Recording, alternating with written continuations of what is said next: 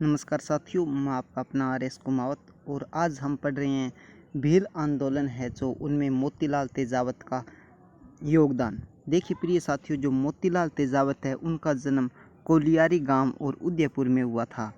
इनका जन्म हुआ था 1883 में।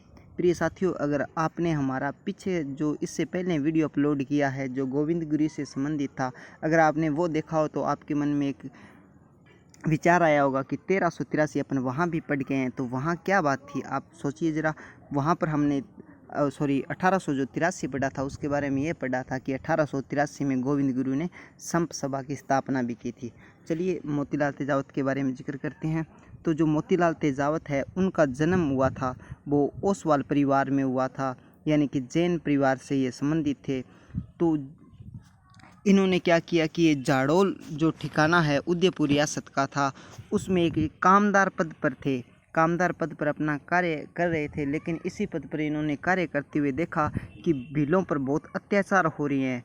इस चीज़ को इन्होंने देखा तो इस कामदार का पद था उससे इस्तीफा दे दिया और भीलों की सेवा में उतर गए। यहाँ भीलों की सेवा में उतरने के बाद इन्होंने कुछ महत्वपूर्ण कार्य किए।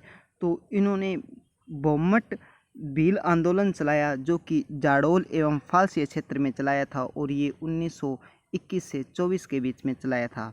दूसरा इनका महत्वपूर्ण ये योगदान रहा था कि इन्होंने बनवासी संघ की स्थापना की थी जो कि उदयपुर रियासत में 1921 में की थी। और तीसरा है वेरी मोस्ट इम्पोर्टेंट कि इन्होंने 1921 में एक ही आंदोलन चलाया था। प्रिय साथियों, प्रश्न ये आता रहता है कि एक ही आंदोलन किसने चलाया, तो एक छोटी सी ट्रिक के माध्यम से भी याद रख लेना। आप ऐसे रख लेना कि मोती एक ही होता है, मतलब मोतीलाल तेजावत के द्वारा एक ही आंदोलन चलाया गया है। इसके बाद में देखिए इनसे और इम्पोर्टेंट बात कि मोतीलाल जो तेजावत है उनका उपनाम क्या है। तो मोतीलाल तेजावत का उपनाम है आदिवासियों का मसीहा और भीलों के बाबजी। ये जो आदिवासियों का मसीहा है ये नाम कई बार एग्ज़ाम में पूछ लिया जाता है कि इनका उपनाम क्या है, तो आदिवासियों के मसीहे के रूप में ये जाने जाते हैं। प्रिय साथियों, जो मोतीलाल तेजावत है इन्होंने एक मेवाड़ के राजा फतेह सिंह को एक पत्र लिखा था जिसको मेवाड़ पुकार कहते हैं। इन्होंने जो पत्र लिखा उसको मेवाड़ पुकार कहते हैं और 21 सूत्रीय मांग पत्र था, यानी कि इन्होंने भीलों की तरफ से 21 मांगे मेवाड़ के महाराणा फतेह सिंह को सौंपी थी। देखिए प्रिय साथियों, उसके बाद में क्या होता है कि जो एक ही आंदोलन का प्रथम अधिवेशन होता है वो होता है 1921 के अंदर और मातृकुंडिया गांव में होता है जो कि रस्म चित्तौड़ में है। और मातृकुंडिया से संबंधित एक बात और कि ये राजस्थान और मेवाड़ का हरिद्वार कहलाता है। तो इन्होंने जब प्रथम अधिवेशन रखा तो उस अधिवेशन में यानी 1921 में जब इन्होंने एक निर्णय लिया कि जब तक मेवाड़ महाराणा प्रताप हमारी ये मांगे स्वीकार नहीं कर लेगा, जो 21 मांग पत्र है 21 मांगे हैं, तब तक हम महाराणा को किसी भी प्रकार का लगान नहीं देंगे, यानी कि किसी भी प्रकार का कर नहीं देंगे। ये इन्होंने पत्र लिखा और इन्होंने निर्णय किया 1921 के अंदर एक ही आंदोलन का जब प्रथम अधिवेशन हुआ कि जब तक मेवाड़ का जो महाराणा फतेह सिंह है वो हमारी मांगे नहीं मान लेता, तब तक हम उसको किसी भी प्रकार का लगान नहीं देंगे। तो इससे संबंधित देखिए आगे नेक्स्ट प्रश्न कि फिर मेवाड़ के महाराणा जो फतेह सिंह है और मोतीलाल तेजावत के बीच में इनकी एक मुलाकात होती है जो कि पिछोला झील के किनारे होती है। इन दोनों में मुलाकात होती है और इस मुलाकात के दौरान कुछ बातें ये मान लेते हैं और कुछ बातें अस्वीकार कर देते हैं। तो इस मुलाकात के दौरान फतेह सिंह ने 21 मांगों में से 18 मांगे मान ली थी। प्रिय साथियों, जो फतेह सिंह द्वारा 3 मांगे नहीं मानी गई थी वो कौन कौन सी थी, ये थोड़ा सा इम्पोर्टेंट है। कभी ऐसा प्रश्न भी आ सकता है कि निम्न में से कौन सी मांग ऐसी है जो उन्होंने मांग ली थी, मतलब 3 ये हो सकती है और एक वो हो सकती है। या फिर ऐसा प्रश्न आ सकता है कि कौन सी मांग नहीं मानी थी, तो 3 अन्य होगी और एक इसमें से हो सकती है। तो देखिए इससे संबंधित अपना जो प्रश्न है वो देखिए कि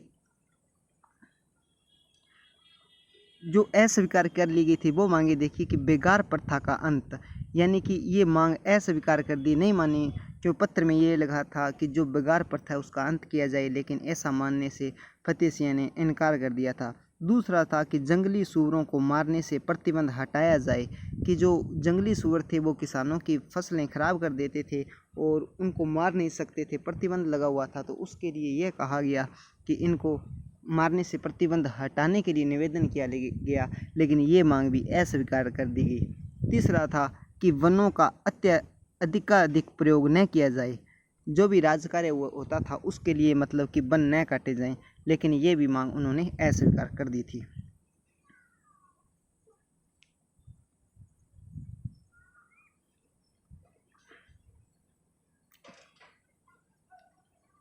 तीसरा देखिए, इसी से संबंधित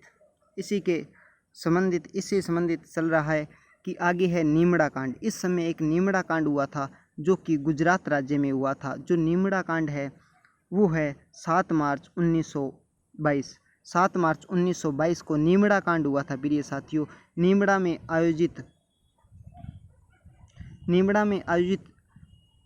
आयोजित सभा के दौरान एमबीसी के अधिकारियों ने यहाँ पर गोलियां चला दी थी। एमबीसी के अधिकारियों ने यानी कि मेवाड़ भील कोर के अधिकारियों ने यहाँ पर गोलियां चलाई, जिसमें लगभग 1200 भील मारे गए थे। प्रिय साथियों, हमने पिछली वीडियो में देखा है कि एमबीसी के अधिकारियों ने मतलब जो मानगढ़ धाम है उस पर भी गोलियां चलाई थी। आपको याद हो तो मेरे को कमेंट बॉक्स में ज़रूर बताना तारीख कि मानगढ़ धाम पर कितनी तारीख को एमबीसी के अधिकारियों ने गोलियां चलाई थी, यह कौन सा सन था वो ज़रूर बताना। यहाँ देखिए कि 7 मार्च 1922 को जो नीमड़ा है वहाँ पर गोलियां चला दी गई थी और इसमें लगभग 1200 भील मारे गए थे और उस कांड में लगभग 1500 भील मारे गए थे प्रिय साथियों।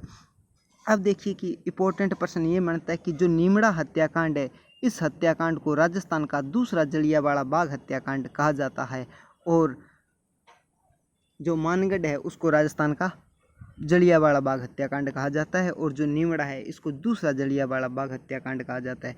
प्रिय साथियों, जो नीमड़ा हत्याकांड के बाद भीलों में एक नारा गूंजा, हाकिम व ना हुक्म। इन्होंने देखा कि पहले गोविंदगिरी आए थे, उनके सानिध्य में जब इन्होंने सभा की तो इनके 1500 भील मारे गए। अब इन्होंने मोतीलाल तेजावत के संपर्क में आए तो यहाँ इनके 1200 भील मारे गए।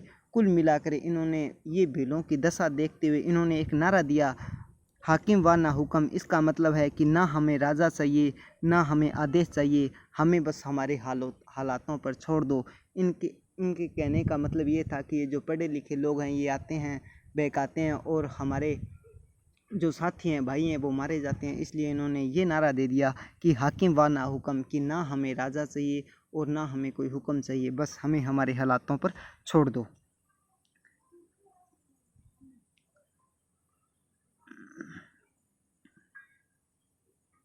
देखिए प्रिय साथियों, इसके बाद में क्या हुआ कि 1928 के अंदर महात्मा गांधी के कहने पर मोतीलाल तेजावत ने जो ईडर नाम की जगह पर जो कि गुजरात में है वहाँ पर आत्मसमर्पण कर दिया था, यानी कि अपने आप को सौंप दिया था अंग्रेज़ों को या मेवाड़ रियासत को।